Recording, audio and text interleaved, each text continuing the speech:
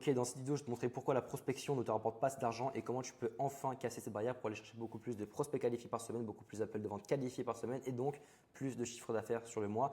Je ne vais pas te dire de faire de l'AS, des tunnels de vente, etc. ou d'autres méthodes d'acquisition. On va se concentrer sur la prospection. Donc, si tu es coach ou infopreneur, je te montre d'autres coachs et infopreneurs qui sont dans mon accompagnement, qui ont appliqué les conseils que je vais te partager, qui ont eu des résultats avec ces méthodes-là. Ok, ils ont appliqué ces conseils et ils ont eu beaucoup plus d'appels de vente qualifiés, beaucoup plus de prospects qualifiés, donc logiquement beaucoup plus de ventes. J'ai mis leur compte Instagram, donc si tu veux mettre pause, je t'invite à le faire maintenant pour te montrer qu'il n'y a aucun bullshit.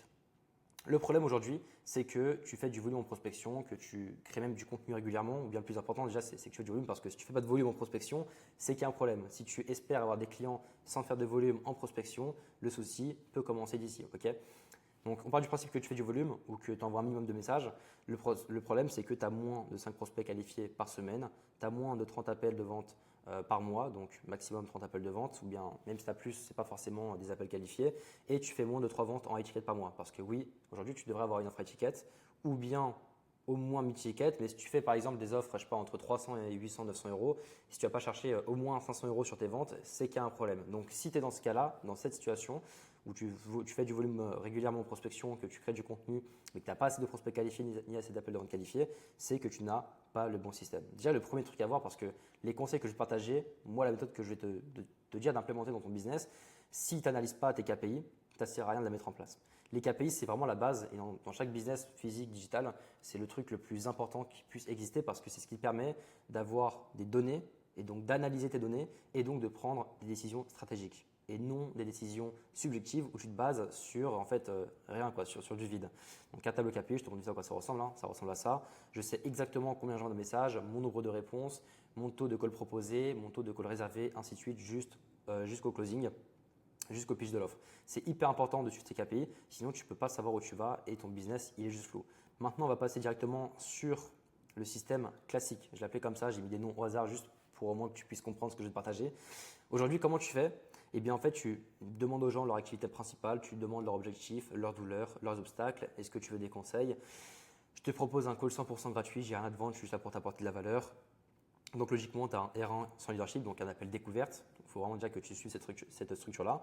Le problème, c'est que tu as un R1 sans leadership, que tu as un R2 avec full objection, où tu passes 1h30 à débattre avec des personnes en closing.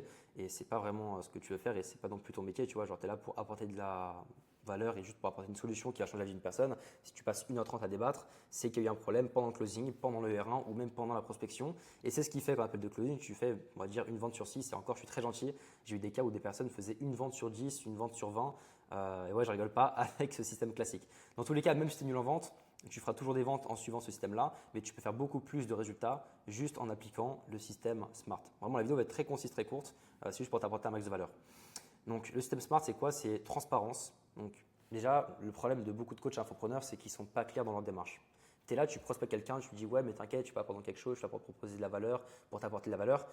Non, ça vraiment, le dis pas. Moi, je suis vraiment transparent dans le sens où si le mec me dit ouais, mais là, tu es en train de me prospecter, etc., et j'ai pas envie de passer à l'action et tout, je dis écoute, moi, j'ai une solution, j'ai un accompagnement. Oui, j'ai des coachs et j'ai des infopreneurs. Par contre, je suis en train de te poser des questions pour voir si je peux vraiment t'aider et voir si je suis en mesure de t'accepter dans ma solution. Du coup, est-ce que tu m'autorises à te poser des questions pour savoir si je peux t'apporter de la valeur? Tu vois, ça c'est vraiment du leadership dans le sens où je cadre la personne, je cadre son objection et ensuite, je passe sur le reste. Ensuite, il y a évidemment les inefficacités. Ça, c'est un truc qui n'est pas assez fait et franchement, je l'ai appris il y a quelques mois et ça fait vraiment la diff. Au lieu de poser des questions banales, genre c'est quoi tes objectifs, c'est quoi qui te bloque, c'est quoi tes douleurs, tes obstacles. Bref, en gros, tout l'aspect blocage. Eh bien, pose des questions qui relèvent directement de l'inefficacité. Imaginons que tu es coach sportif et que tu vis des gens qui veulent perdre du poids. Prénom, qu'est-ce que tu mets en place pour perdre 10 kilos dans les 3 prochains mois? Ça m'intéresse vraiment de savoir qu'est-ce que tu mettras en place. Qu'est-ce que tu mets en place? Est-ce que tu as un plan structuré pour atteindre cet objectif? Et là, le mec, c'est soit il répond oui, alors en fait, je vais faire ça, je vais faire ça, je vais faire ça. Sauf que forcément, il correspond à ta cible. Donc, si tu peux l'aider, tu vas très vite te rendre compte que ce qu'il te dit, c'est pas forcément. Enfin, ça pourrait être optimisé. Comme moi, quand je te fais cette vidéo en te disant de mieux prospecter, sachant que je sais que tu as déjà un système de prospection qui est peut-être bien, qui t'apporte des résultats, mais que tu peux l'améliorer. Et bien, tes clients, c'est la même chose, tes prospects, c'est la même chose. Tu poses des questions qui relèvent de l'inefficacité. Il y en a plusieurs, mais je te donne un exemple basique, dans le sens où tu ne poses pas des questions bêtes, des questions, vas-y, où ils ont l'habitude de se faire prospecter, en fait, juste des questions ou directement tu vas cibler une douleur. Si il dit oui, je fais ci, je fais ça, etc., mais que je sais que je peux les aider, ça va être juste être trop facile de proposer un call. Et si la personne te dit non, j'ai pas de plan, parce que des fois ça arrive que les personnes soient honnêtes, 30%, 40% du temps, bah dans ces cas-là, c'est hyper cohérent de lui apporter de la valeur. Donc tu lui proposes de lui apporter de la valeur après avoir relevé des inefficacités. Est-ce que tu m'autorises, prénom, à te dire des choses par exemple que tu n'as pas forcément envie d'entendre, mais que tu as besoin d'entendre pour t'aider à atteindre X, Y, Z objectifs? En gros, ça c'est un peu le fond, c'est un peu l'énergie qu'il faut avoir en prospection. Et donc, le mec, s'il dit oui, s'il est chaud pour des conseils, c'est ce qui va amener à proposer un appel non forcé. Le mieux, c'est qu'on en parle 10-15 minutes en appel, totalement gratuit. J'ai rien à te vendre dans cet appel, c'est juste un appel pour voir si je peux t'apporter de la valeur, si je peux t'aider et aussi si je peux justement t'aider à atteindre X objectifs par rapport à Y chose pour éviter que tu perdes encore X, Y. Et après, bref, après, on fait aussi du rationnel, c'est-à-dire que la personne, si elle a déjà un programme depuis 6 mois, par exemple, on reste toujours dans la perte de poids et qu'elle n'a pas de résultat, bah justement, le but de l'appel, c'est que je rentre en profondeur dans ton programme pour que je puisse t'aider à obtenir tes résultats que tu souhaites, donc perdre 5 kilos dans les 30 prochains jours, pour rattraper en fait le temps que tu es en train de perdre avec les mauvaises méthodes que tu mets en place dans ton programme actuel. En gros, c'est un peu cette vibe-là, cette énergie qu'il faut avoir dans la prospection. Pour proposer un appel, il faut vraiment que le mec il se dise « Ok, cet appel-là, il y a vraiment de la valeur à avoir ». Si tu dis à un mec, ouais, viens faire un appel 10-15 minutes, etc., juste pour que j'en sache plus sur toi et que je vois si je peux te vendre mon service ou que si je vois si je peux t'apporter une solution qui est adaptée à ta situation. Bref, ça c'est vraiment justement le système classique. Et le système classique, bah, il est vu et revu, il est épuisé sur le marché, les gens en ont marre. Donc, prise d'appel non forcée. Ensuite, ressources éducatives, bordel. Maintenant que tu as des prospects, maintenant que tu as des appels, éduque tes prospects. Là, je suis en train de faire une vidéo YouTube, par exemple, que je pourrais envoyer potentiellement à des prospects. Mais je sais pas, peut-être que là, par exemple, tu écoutes cette vidéo et c'est moi qui te l'ai envoyée. Ou bien tu es tombé dessus, je sais pas, par rapport à mes stories, à mon compte Instagram, peu importe. Vraiment, fais des ressources. Fais des ressources, éduque tes prospects. Comme ça, tu vas juste monter en leadership, tu vas leur montrer que tu as de la valeur à apporter, que c'est cohérent en fait de t'écouter toi et pas un autre, que tu as aussi de la social proof, que tu as un storytelling, enfin bref, juste tu es compétent. Et tout ce que la personne veut, c'est un mec compétent pour l'aider à atteindre ses objectifs. Et donc, c'est comme ça qu'on fait monter en conscience. On va vite fait venir sur le tableau de conscience. En éduquant ton prospect, tu le fais juste monter en niveau de conscience. Tout au long de la prospection, de l'appel R1 ou de l'appel de closing, tu montes ton prospect en niveau de conscience. Parce qu'au début, ton prospect, il peut être unaware, il n'est même pas conscient qu'il y a un problème. Ensuite, problème aware, il sait qu'il a un problème, mais il ne sait pas qu'il y a une solution qui existe. Ensuite, il sait qu'il y a une solution qui existe, mais il ne sait pas vraiment laquelle. Ensuite, il sait que ton produit existe. Et ensuite, il sait que vraiment ton produit, c'est celui qui va lui changer sa vie. Donc ça, c'est vraiment les 5 étapes d'une conscience. Je t'invite vraiment à apprendre ce tableau comme les tables de multiplication quand tu étais au collège ou en primaire, pardon. C'est hyper important, ok? C'est vraiment la base, c'est comme les tables de multiplication quand tu es en primaire. C'est trop important en marketing. Ensuite, du coup, vu que tu as fait ça, tu es en capacité de proposer un R1 où tu vas avoir du leadership. Alors que là, tu vois, tu auras un R1 sur le leadership, c'est-à-dire que si tu suis ce système-là, en fait, dans ton terrain, comment ça va se passer?